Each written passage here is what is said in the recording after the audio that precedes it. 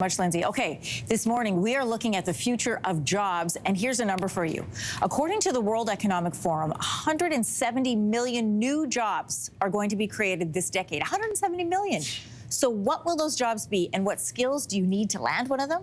Joining us with his thoughts this morning is education specialist Dwayne Matthews. I love this conversation because our kids are right in the zone where they're about to leave high school and plan a career and plan jobs, but some of those jobs won't exist. So 170 million new jobs on the horizon. If we're going to bring this back to students, you say students, and therefore parents and teachers, need to do a mindset shift. In the past, we were raised to be employees. Now we're raised to be the CEO of Me Inc. What does that mean, and why is that mindset shift important to you? So that is, and good morning, by the way, and I think that is one of the biggest changes that we need to think about. When I went to school, my teachers would always ask, what do you want to be? Yeah. And I would get very, very specific. I would make a guess based on the adults around me, maybe a teacher, maybe a fireman, maybe an engineer, banker, something like that. Today, we really have to think about being the CEO of Me Inc. And why? We've discovered a new continent. It's not a physical continent, it's a digital continent, AI Atlantis. And on this continent are AI agents that have gone to every single school imaginable, and they've done almost all the courses, but they have no experience.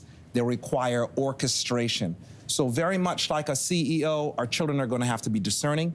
They're going to have to know mental models, and they're going to have strategy to think about, how do I get these agents to maximize the value either for my own company or for the companies that I partner with. Okay, I have so many questions around that, but here's my first one.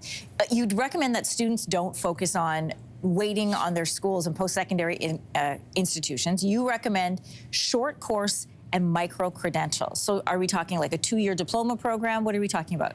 So the first thing is post-secondary institutions and the education system in general is designed to be very stable. And that's for good reason, because we're dealing with our kids. What it's not designed for is a revolutionary moment, and we are in that. We are living inside of a revolution. And so our children get an opportunity to co-create what comes next.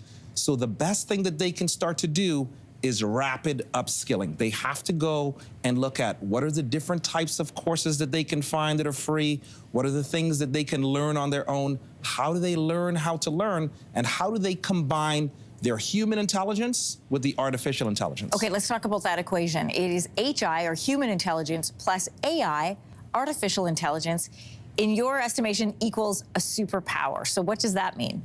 So consider 5.5 billion people today have access to free AI all around the world. People that don't live as well as we do, they all have access to it. They all want to live better. So now they're all competing right across the board. They're going to use those AI capabilities to really augment themselves. Okay. What's going to be very interesting is domain expertise plus AI is going to give our students the ability to ask the right questions and to see the right opportunities. So we really have to double down on that, and that allows very small teams to do very big things. Okay, so my kids are right in the thing where they're, this age group, this cohort, where they're about to go to university, and schools have always set it up to be, what job do you want? And you look for a faculty and you look for a school that specializes in that.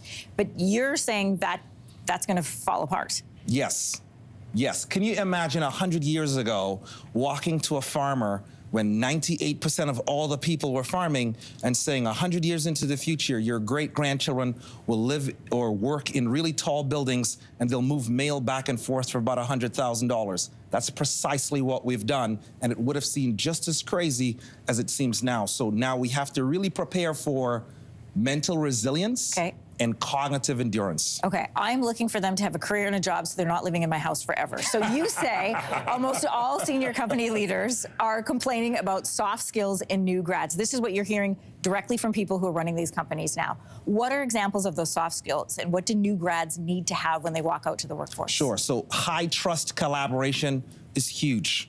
That is massive. Influence is huge. Being able to pull together teams, being able to have teams work together. Perpendicular thinking, so the ability to look at different problems and structure those problems differently, and looking at different industries to see opportunities in that particular space. Those are high demand. The ability to create relationships is going to be even more important. Many of our students have spent a lot of time sort of staring at their phones and not being able to do face-to-face. That's going to become a massive, massive superpower. Like, hang out in the green room. I have so many other questions for you after this interview. Oh my gosh, I'm both terrified and encouraged. Education strategist Dwayne Matthews, thanks so much. Thank you for having me. If you like that video, make sure to subscribe to the Your Morning YouTube feed, where you can find all kinds of new content posted every weekday morning.